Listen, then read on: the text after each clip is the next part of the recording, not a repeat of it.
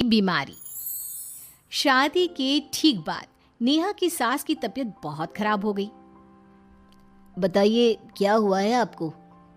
बेटे की शादी थी तो थकान हो गई। मौसम बदल रहा है तो जुकाम और बुखार हो गया। ऊपर से बहू के घर का खाना पता नहीं कैसा था कि पेट भी खराब हो गया।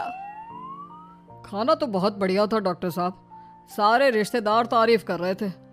रोहित की माँ इतनी कमज़ोर है कि जरा से में बीमार पड़ जाती है। डॉक्टर साहब आप सारी जांच करके देखिए, मुझे ऐसी क्या बीमारी है कि मेरी तबीयत ठीक ही नहीं रहती। फिलहाल तो ज़्यादा कुछ नहीं है, पहले आपके जुकाम बुखार और पेट का इलाज कर लेते हैं, फिर बाकी के टेस्ट करवा लेंगे। अभी आप ये दवाइयाँ ले आइए। पिताजी मैं डॉक्टर साहब को छोड़कर और दवाइयाँ लेकर आता हूँ। माँ जी तो बीमार थी, इसलिए नेहा ने किचन संभाल लिया। माँ जी अब आपकी तबीयत कैसी है? पहले से ठीक है। आप बैठिए, मैं खाना लगाती हूँ। तेरे बाबूजी और रोहित ने खाना खा लिया? रोहित तो टिफिन लेकर ऑफिस गए हैं माँ, और बाबूजी ने खाना खा लिया है। आप शुरू कीजिए। यह क्या, खाने में इतना तेल इतने मसाले?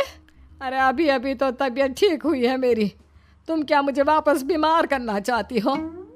नहीं माँ जी, ऐसा नहीं है। क्या हुआ? देखो ये बहू ने कैसा खाना बनाया है। खाना तो बहुत ही स्वादिष्ट था। अरे मैं ये खाना खाऊंगी तो बीमार हो जाऊंगी ना।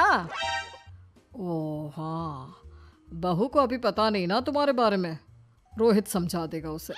देख बहू, अच्छे से समझ लेना कि इस घर में कैसा खाना बनता है।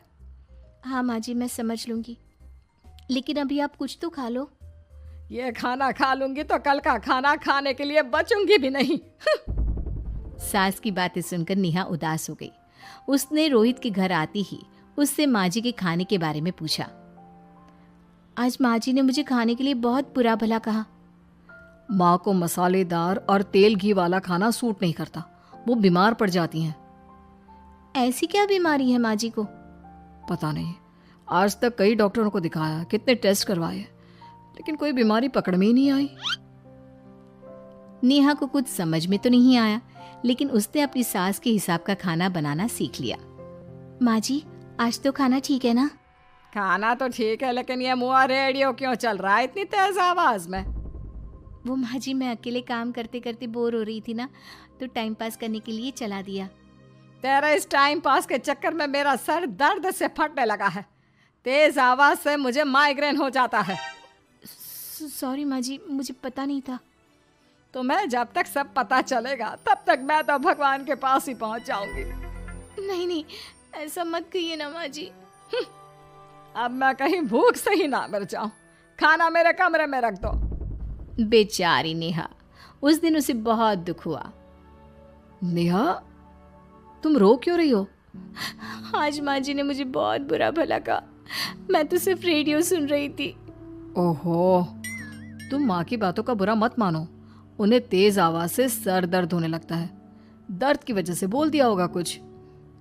लेकिन मुझे तो ये सब पता ही नहीं था ना, इसलिए बाबूजी ने मुझे पहले ही फोन करके सब कुछ बता दिया, और मैं तुम्हारे लिए ये हेडफोन लाया हूँ। अब तुम अपने गाने भी सुन सकती हो और माँ को परेशानी भी नहीं होगी। ये सिर्फ एक बात का हाल है, लेकिन माँ को तो हर चीज से परेशानी है। अब क्या कर सकते हैं, माँ बीमार ही इतनी रहती है। लेकिन माँ को ऐसी कौन सी बीमारी है? तुम्हें बताया तो था, किसी भी डॉक्टर को माँ की बीमारी समझ में नहीं आ रही। अब तुम भी ये सब सोचना छोड़ दो, ये हेडफोन लो और अपने पसंद के गाने सुनो।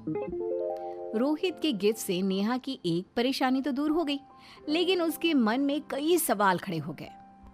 आज मैं देर से उठाऊं या तुम जल्दी उठ गई? वो माँ जी को कल रात भर सर दर्द हुआ ना, तो जल्दी उठकर उनकी जगह मैंने पूजा कर दी।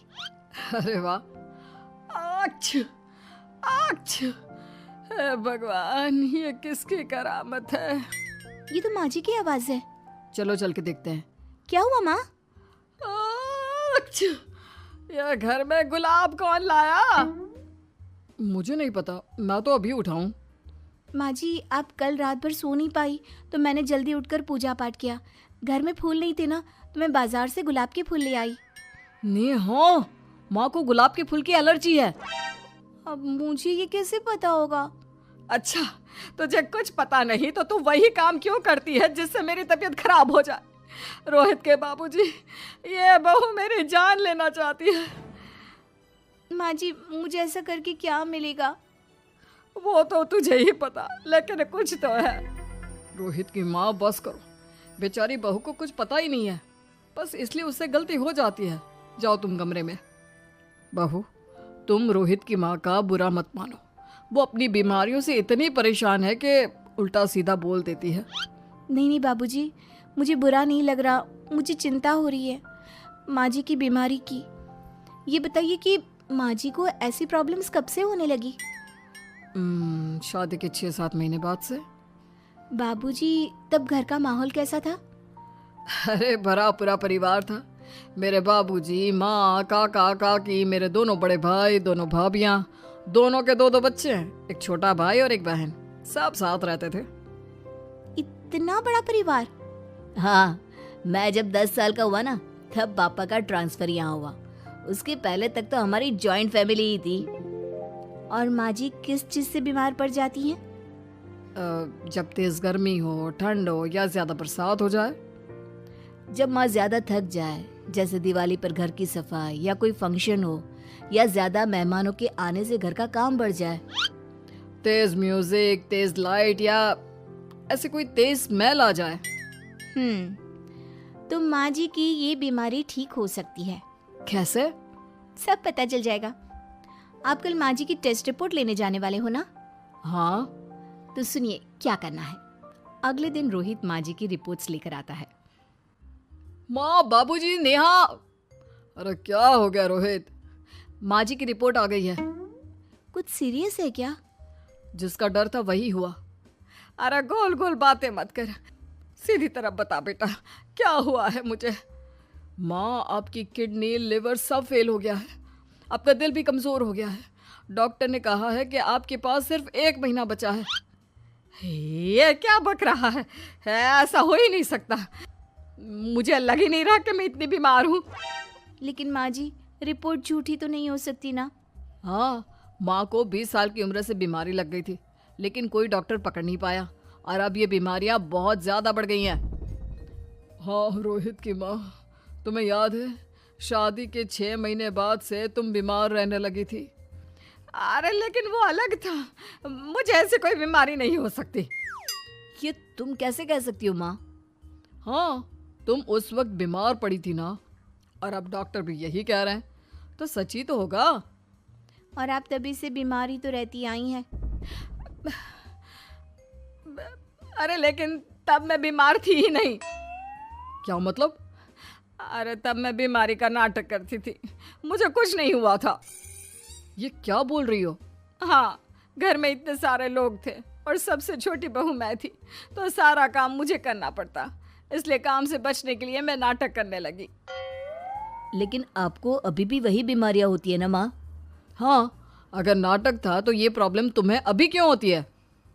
इसका जवाब मैं देती हूँ।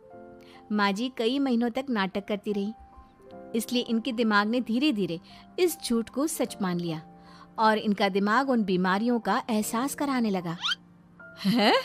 ऐसे भी होता है क्या? हाँ माँ जी, इसे प्लेसिबो इफेक्ट कहते हैं। जब आप बात बात पर बीमार पड़ने लगी तो मैंने अपने मामा से बात की जो एक साइकोलॉजिस्ट है। उन्होंने बताया मुझे। तो ये रिपोर्ट्स? मैंने झूठी रिपोर्ट बनवाई थी नेहा के कहने पर, ताकि आप सच बताएं। यानी मुझे कुछ नहीं हुआ? नहीं माँ जी, और आपकी इस प्रॉब्लम का भी सोल्यूशन है। हम किसी अच्छे साइकोलॉजिस्ट को दिखाएंगे और आप जल्द ही ठीक हो जाएंगी। वाह बहू, मैंने तुझे इतना भला बुरा कहा और तूने मेरी जिंदगी भर की तकलीफें दूर कर दी। थैंक यू और सॉरी बहू। अरे मुझे भी तो सॉरी कहो, पूरी जिंदगी तुम्हारी सेवा की है, वो भी झूठ मूठ की बीमारी के लिए। हाँ हाँ, आप भी माफ कर दो मुझे, बस सॉरी। तो इस तरह नेहा ने अपनी सास की बीमारी पकड़ भी ली और ठीक भी कर दी।